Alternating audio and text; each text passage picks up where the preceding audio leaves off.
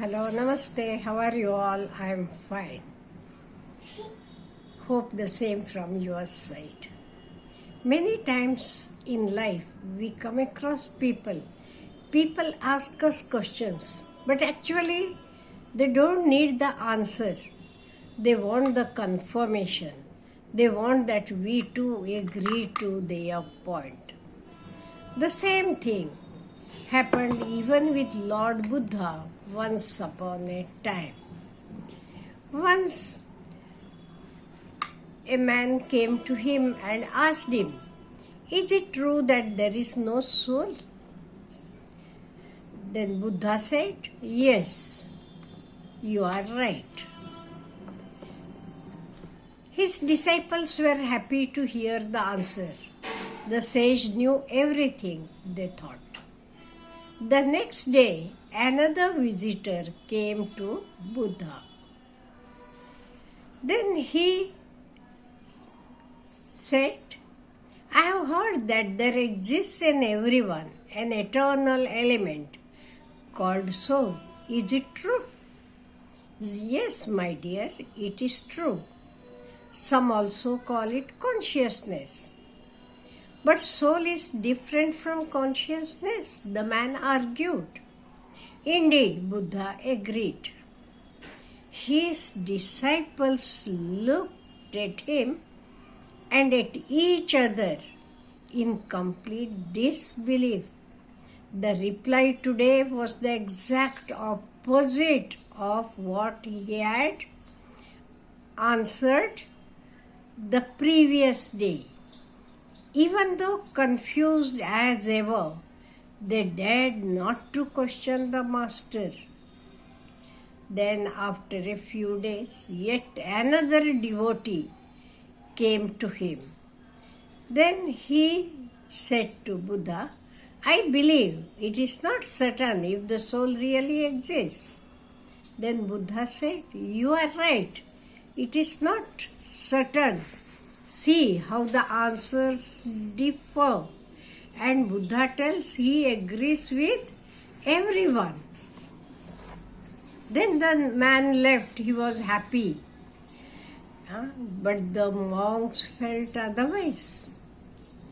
Then they requested Ananda. Ananda was Buddha's chief disciple, to question Buddha. Then Ananda asked, "Did you give 3 different answers to the same question? That is bothering us. We are bothered. How you gave 3 different answers?" Then Buddha tells, "My spiritual sons, they were not ready for my answer, so they had not asked Buddha for his answers. They were not even looking for an answer. They were merely looking for a confirmation to what they thought they already knew. They wanted to make it clear that they are right. They are knowing everything." So what happens when someone gives us an answer contradictory to our understanding? Most of us reject it or go back to what we know to make sense of the conflicting view we don't like. Very few, the rare few, bear themselves to reflect on the new answers to arrive at deeper insight. Otherwise, most of us, we always feel that what we are thinking is right. So we want the other one to tell, "Right, you are right." A doctor's meaning of life could be treating patients. A general's could be protecting the borders. And a soldier's could be combating the enemy. Likewise, a painter's meaning of life could be in art. A musician's could be in melody, just like a mother's could be in her child. So, if Buddha's meaning was in meditation, Einstein was in theory of relativity. Steve Jobs was in Apple. You are knowing there is little difference. So whenever we ask someone, we want to get it confirmed. Why it happens so? We do think why it happens so. Why we feel that what I feel is correct. Is it because whether we care for our own ideas? We care about ourselves. You care about what and how much they can handle. Not everyone is ready to hear the truth, let alone practice it. Physical age or bookish knowledge has no correlation to one's readiness. If you are willing to listen, nature is ceaselessly offering answers to your questions.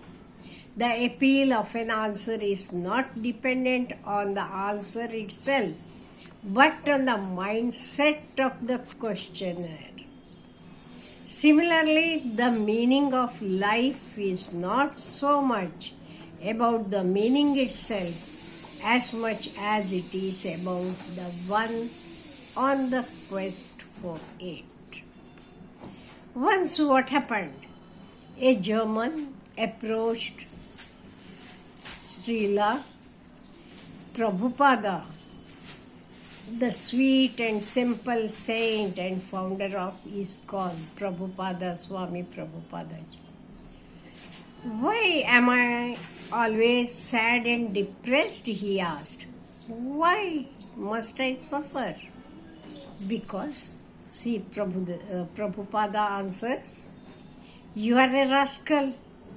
You did a lot of bad karma in your past life, and now you are paying the price.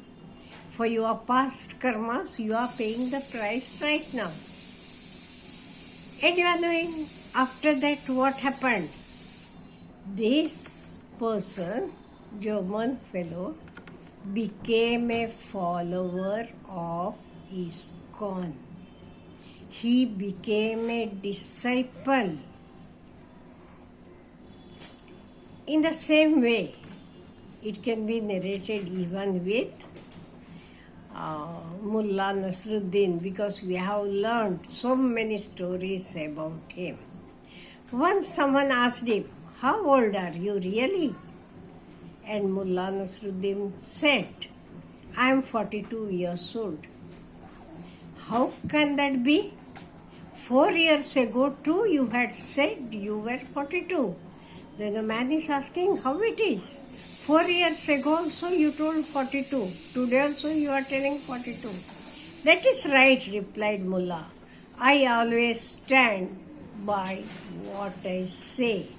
So he tells, I always stand by for what I say. That is why I had told you 42 4 years back. And today also I am standing with that. So consistency of belief is burdensome.